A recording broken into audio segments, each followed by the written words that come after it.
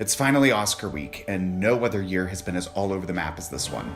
With no host, no popular film Oscar, all of the awards and songs now being represented, and no clear idea of who's going to win, it's going to be a very interesting ceremony, to say the least. It's rough choosing between this oddball slate of nominees, and the upsets will be aplenty. Keep in mind, ABC and the Academy this year want people to tune in desperately, so they will give a bunch of awards to movies that people really liked. Best Actor in a Supporting Role. There is no easier category to call than this one. In spite of the controversy surrounding Green Book's historic accurateness, Mahershala Ali will win this category again after having won it 2 years ago for Moonlight. He is a well-respected actor in a class act. No upsets possible here, since every acceptance speech he's given thus far has been tonally perfect. Best Actress in a Supporting Role. Don't be surprised if this one goes to anyone on this list. Well, except for Emma Stone, because she just won a couple of years ago for La La Land. Sadly, I think Amy Adams will have to wait another year, as the buzz seems to center mostly around Regina King, Rachel Weisz, and surprise nominee Marina de Tavira. For whatever reason, Regina King missed SAG and BAFTA nominations, two crucial stopping points on the way to Oscar that went to Emily Blunt and Rachel Weisz, respectively.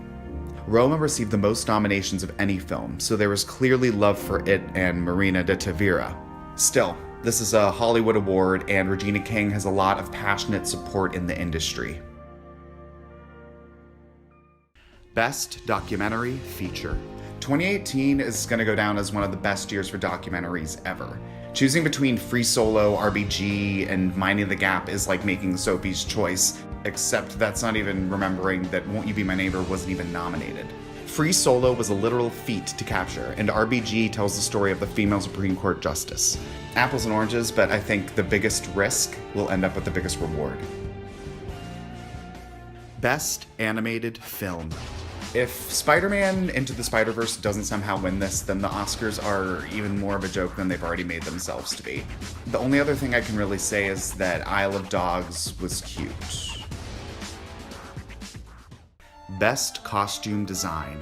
Both costume and production design are likely between Black Panther and The Favorite, since they took the Guild Awards for period and fantasy design. Sandy Powell's Elizabethan attire in The Favorite feels like the obvious choice for costume design, since the award previously went to Phantom Thread, The Great Gatsby, Anna Karenina, The Young Victoria, The Duchess, Elizabeth the Golden Age, and Marie Antoinette, all in the last 10 years. But I'm gonna go out on a limb and give this to Black Panther. The symbolism, detail, and thought put into Black Panther's emblematic and gorgeous costumes was next level for the genre. I think voters are gonna take note and go in a different direction this year. Best Production Design. Black Panther was one of the most visually striking films of the year, and much of that is due to its stunning production design. I think that gives it an edge to The Favorite. Films like The Shape of Water, La La Land, The Grand Budapest Hotel, and The Great Gatsby win here over sci-fi visual feasts like Blade Runner 2049, Arrival, Passengers, and Fantastic Beasts. With that said, Wakanda is infused with historicity and depth, so expect Hannah Beachler to make history and become the first Black person to ever win in this category. Best Original Screenplay. This season, the Writers Guild went with Bo Burnham's deserving 8th Grade, which isn't even nominated for the Oscar.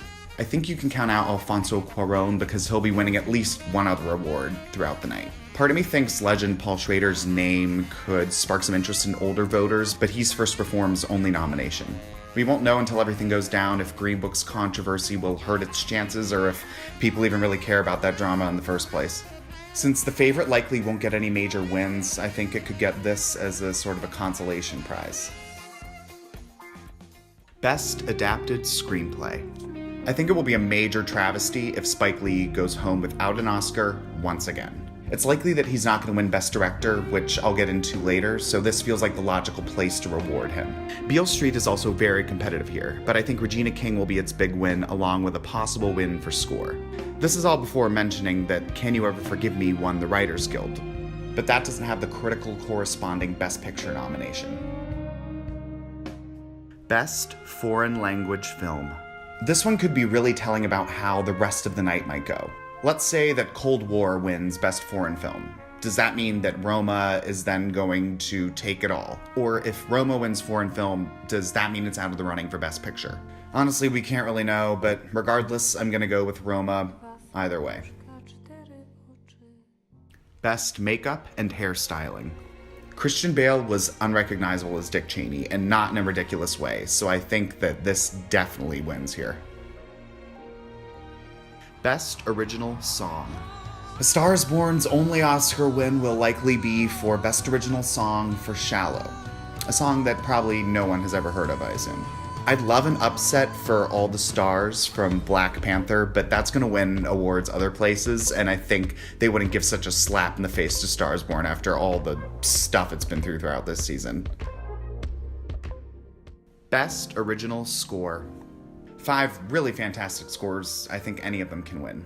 Being a Best Picture nominee here helps, so that narrows it down to Black Panther and BlacKkKlansman, I believe. Then again, when you listen to Nicholas Britell's hauntingly gorgeous score for If Beale Street Could Talk, how do you vote against that? For this reason, I'm going with the Harlem Set sophomore feature of Barry Jenkins. Best Visual Effects. Size, grandeur, and money often talk the loudest in this category. For this reason, I think that the $2 billion grossing Avengers Infinity War is going to pick up a win here, since this is a movie that the public can get behind, obviously. Best Sound Mixing and Best Sound Editing. The nominees often go hand in hand with these two, and so do the winners. The only two outliers are A Star is Born in Sound Mixing and A Quiet Place in Sound Editing. Bohemian Rhapsody has done well with the Precursor Sound Awards, and films about music usually do well with the sound categories. Best Cinematography. The Cinematographers Guild went for Łukasz Zahl's work on Cold War, though I'm not convinced that it's a slam dunk for the Polish film.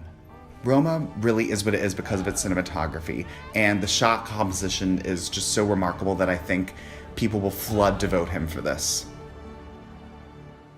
Best Film Editing. This category has me really puzzled. Vice is a general favorite to win, but does the flashiest editing mean the best editing? I'm thinking John Ottman's work on Bohemian Rhapsody is going to get noticed. Production was a mess, as most know, because Bryan Singer was there only half the time, making everyone's job that much harder. Who knows what Ottman had to deal with in the edit bay. The fact that they turned this film around and almost made $1 billion, credit where credit is due. Best Director. A two-horse race between Alfonso Cuarón and Spike Lee will end with the second Oscar crowning of Cuarón with Roma. He has won every major directing prize possible, and even if the film doesn't win Best Picture, he will certainly win. The long overdue Spike Lee could upset, but as I said earlier, I think his win is going to come in adapted screenplay. Best Actor. Everyone thought Christian Bale would get Oscar number 2 until Rami Malek won every major award under the sun. Also, to Bale's detriment, he already has an Oscar and Rami Malek does not. Malek was also a major factor in getting the Queen biopic's infamous director, Bryan Singer, removed from the project, which ultimately saved the film's completion. Everybody loves Freddie Mercury, everybody loved Bohemian Rhapsody, it's the most successful musical biopic of all time. He's gonna win. Best Actress. For a time, it looked like Lady Gaga was going to make Glenn Close the runner-up once again when she had all the buzz in the fall. Once Gaga lost the Globe to Close, it was over, since that was the Best Actress win that should have been most easily hers. Though Olivia Colman won the British Oscar, there's no stopping Glenn Close, whose awards narrative has clearly taken hold with industry voters. Her win at SAG is the tipper here. Best Picture. Usually by the time the Oscars have rolled around, the field has been narrowed to like a 3, or a top 4 at the most. Except for A Star is Born and Vice, who've lost a lot of their momentum in the last month, I would say really anybody can win. The biggest question here is whether or not the industry is ready to embrace Netflix in this way. They joined the Academy this year, which definitely helps their chances, and the fact that Roma, a black and white foreign film, received 10 Oscar nominations is remarkable. It's also important to remember that the winner for Best Picture is determined through instant runoff voting, or what you call a preferential ballot. This means that you rank your choices between 1 and 8 in this case. When your first place choices get eliminated, your second, third, fourth choices get those votes redistributed to them. So basically getting a lot of second and third place votes can ultimately get you a win over something that maybe has a lot of 1s and some 6 and 7s. This was likely the reason for the demise of La La Land, The Revenant, and 3 Billboards recently. For this reason, I'm going with Roma, because 1, I think it'll be in the top 3 of a lot of ballots. 2, it is extremely topical with Trump's wall right now. And 3, it's an homage to the sacrifices that women make for us throughout our lives and for humanity. Oppositely, Green Book is starting to remind me of last year's 3 Billboards. So for that reason, I don't think it's going to win. And there's a world where Black Panther and Black Klansman or The Favorite can win. But it all depends on how this preferential ballot is going to go, and it's really difficult to tell.